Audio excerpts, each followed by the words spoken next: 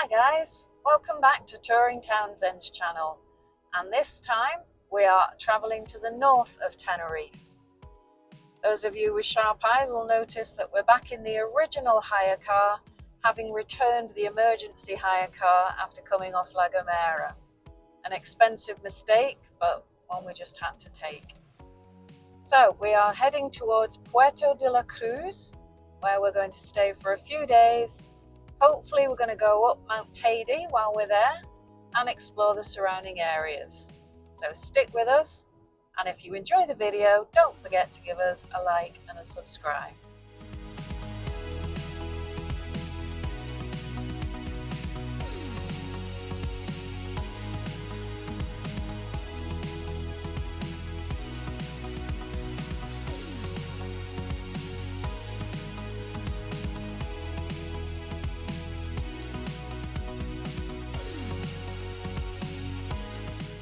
Morning guys, and today is our first day in Puerto de la Cruz.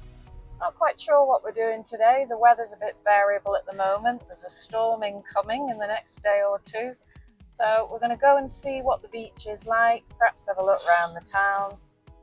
We'll find out as we go.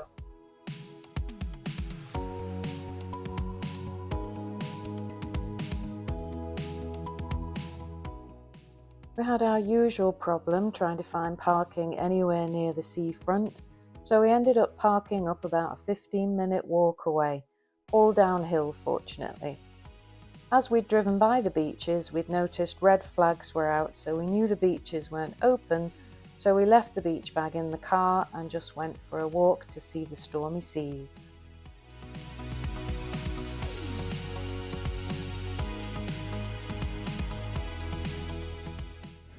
A couple of days before we arrived in Puerto de la Cruz, about 10 cruise ship tourists were swept off a pier in the resort, so the authorities were taking no chances with the heavy seas and big swells that were forecast. Lots of the beaches were cordoned off about halfway down or completely shut. So we spent the next few hours exploring the waterfront of Puerto de la Cruz in both directions, enjoying the waves smashing into the shore.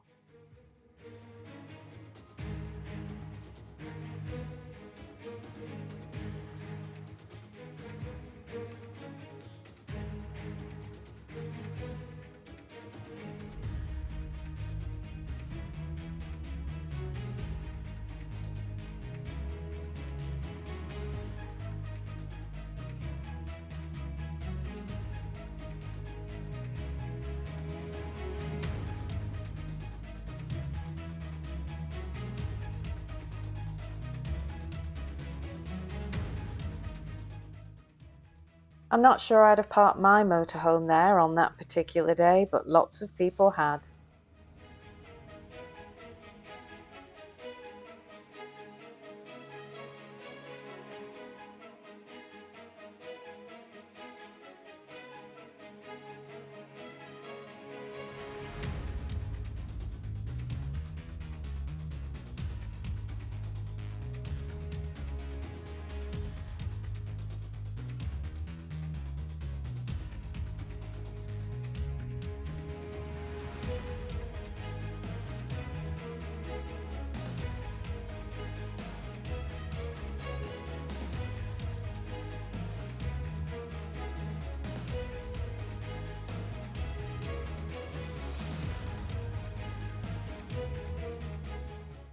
We headed west until the cliffs started to rise up, and then we turned back in the easterly direction and we stopped for a coffee by the beach on the way.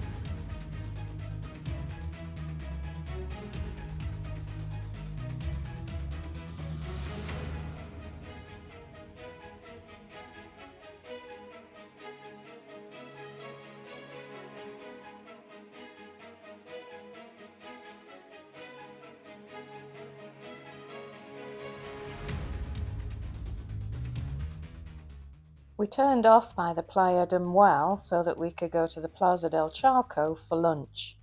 We had a really nice meal of a mixed tapas plate, very good price and very tasty.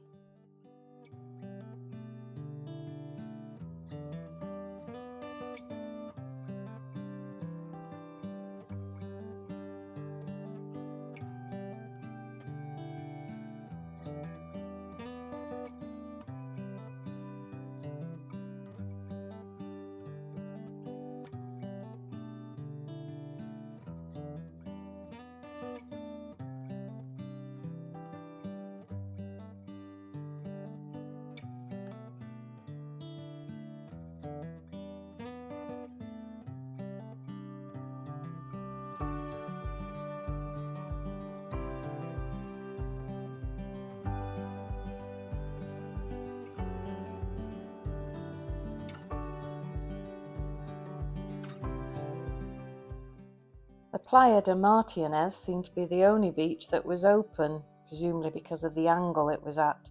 Only surfers were braving the sea, but lots of people were sat watching.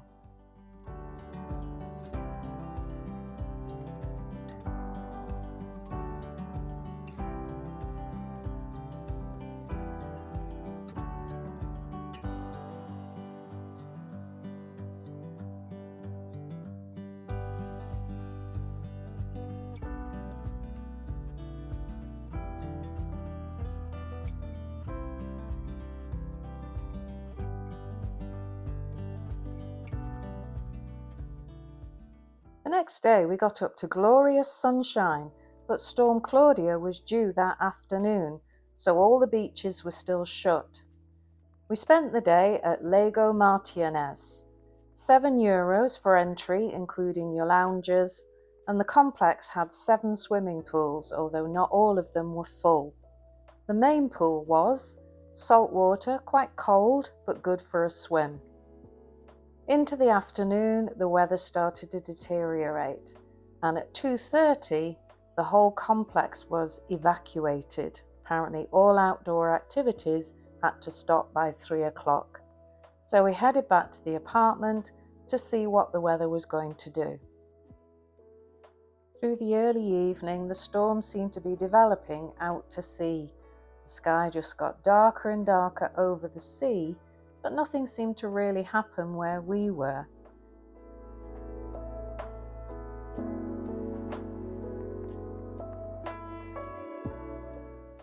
We ended up with a pretty spectacular sunset, and then after dark the rain finally arrived, but not too bad.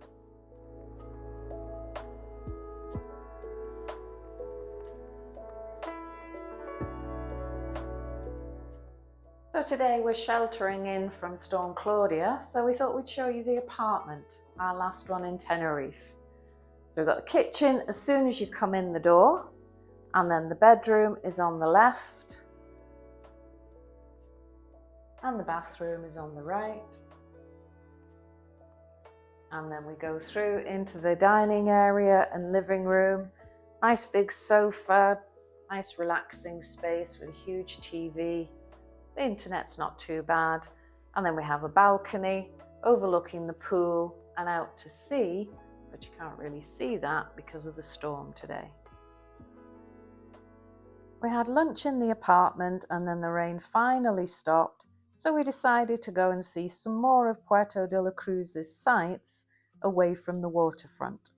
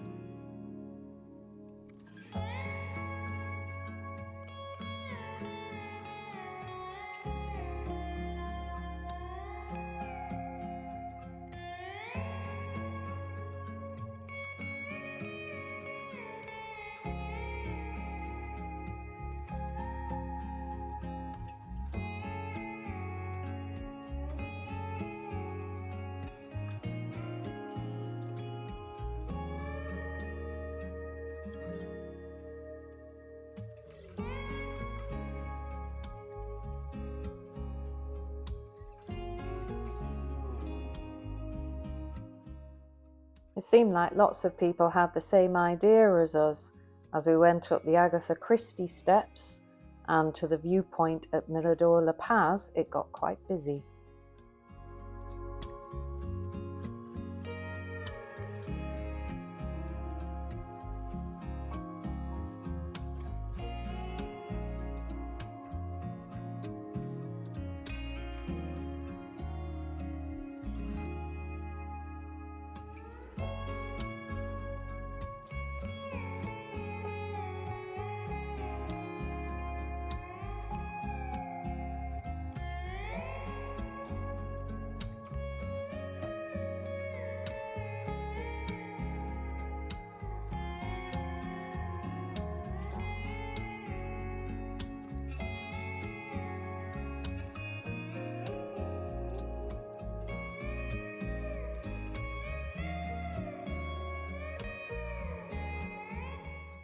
We headed back down all the steps, and as it was starting to spit a bit with rain, we went in search of a drink.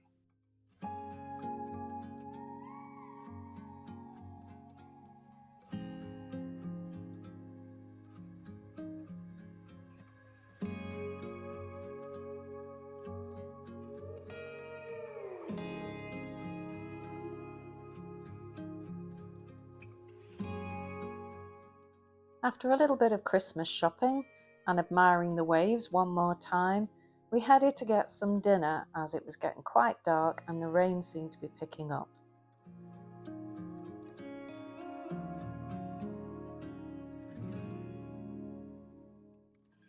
We got sat down in a restaurant and then had to move quite quickly as the rain started to come down, and even though they'd put shades up, the rain was coming through them. It was so heavy. Once we were sheltered, we managed to have a lovely meal, and then we had to walk back in drizzle and damp. Good morning. It's the calm after the storm. Beautiful sunny day today. So we're off doing a bit of sightseeing, about 10 minutes away to a little village called Orotava, I think, which is supposed to be really pretty. So we'll go and have a look around. So we managed to find parking surprisingly easy. There was a series of 3 car parks down the hill, not signposted, but we'd done some research beforehand. We walked down to the town, heading for the Plaza de la Constitución, which was recommended as a good starting point for any exploration. La Orotava is one of the oldest towns in the Canary Islands, founded in the 16th century after the Spanish conquest.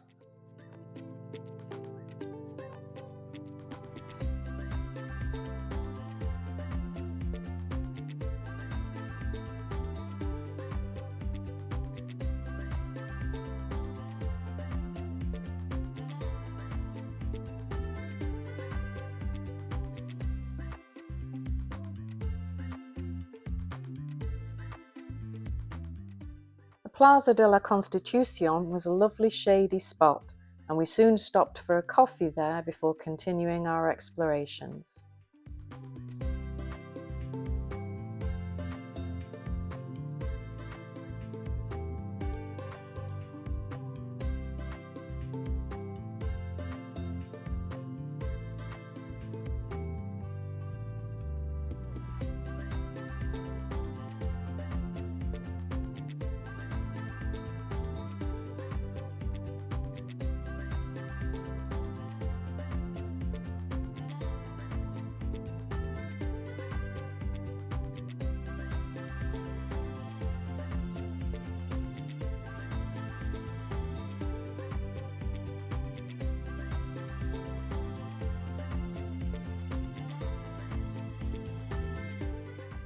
After exploring just off the square, we headed to a couple of gardens.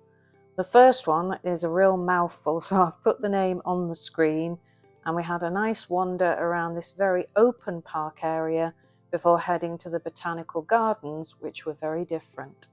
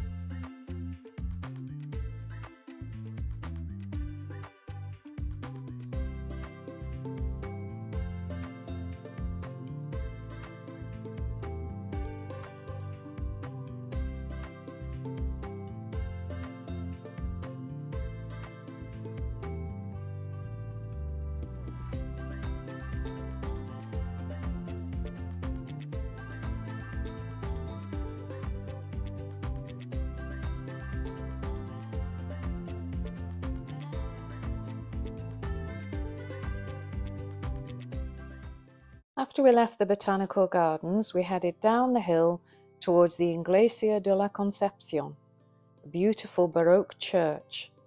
We didn't get too long inside, as it appeared that there was a christening about to start, so we had to leave.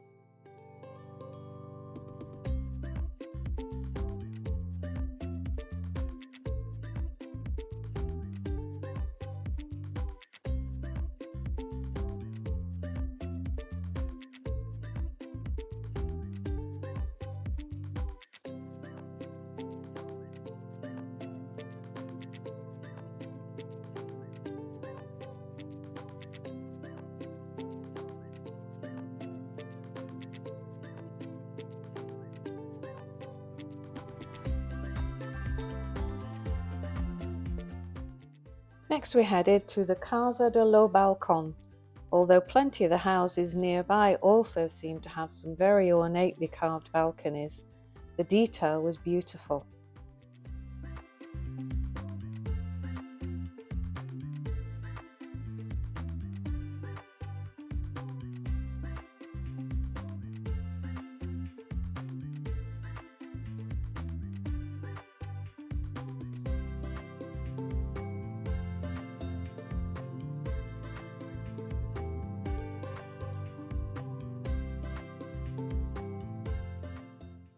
We walked back in the direction of the square where we'd started, still admiring the beautiful buildings on the way, and headed for some lunch.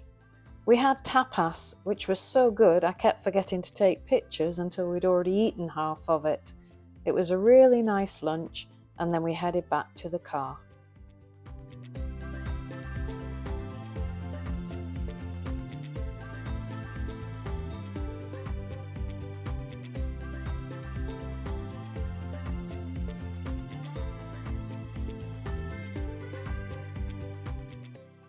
So it was our last day on Tenerife, and we were finally going to go to Mount Teide. We'd had tickets for the cable car on Wednesday, but Storm Claudia had put paid to that.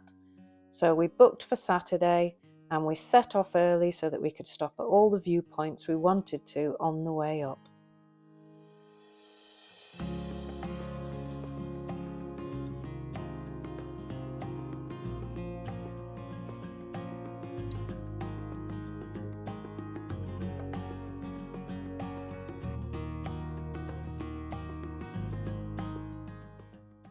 Mount Teide is the highest mountain in Spain, and that includes the mainland, standing at 3,718 metres above sea level. It's a volcano, which I think is fairly obvious when you look at it, and its last eruption was in 1909.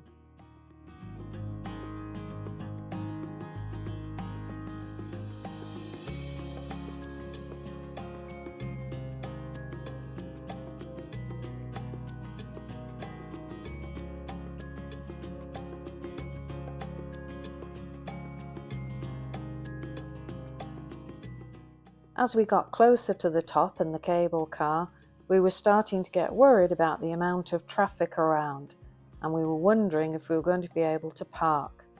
We tried the car parks at the bottom, we drove up the road to the cable car, which was lined with parked cars all the way. We came back down, we drove down the road further, tried all the car parks there, and we could not find a space, and eventually we missed our slot for the cable car. We felt very frustrated by this, but there was nothing we could do, so we decided to drive down the mountain towards Santa Cruz, enjoying the views on the way, and then get a lunch in Santa Cruz to enjoy our final day on the island.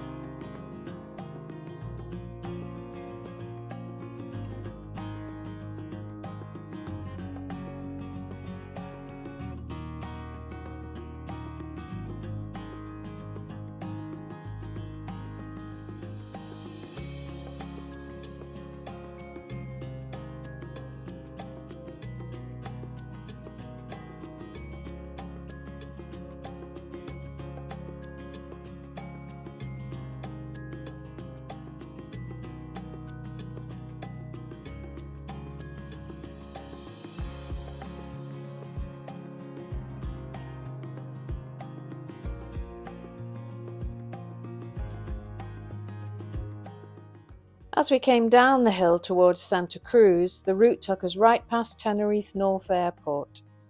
We continued on down into the town and found parking near the port area. We then set off to try and find somewhere to have some late lunch.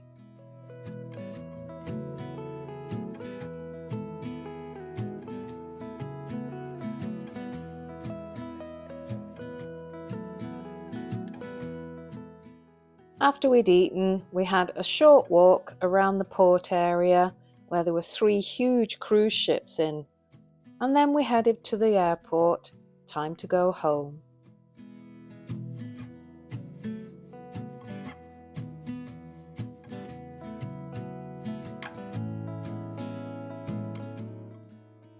So we did the 1-hour drive to Tenerife South Airport from Santa Cruz, and this is where our Tenerife series comes to an end.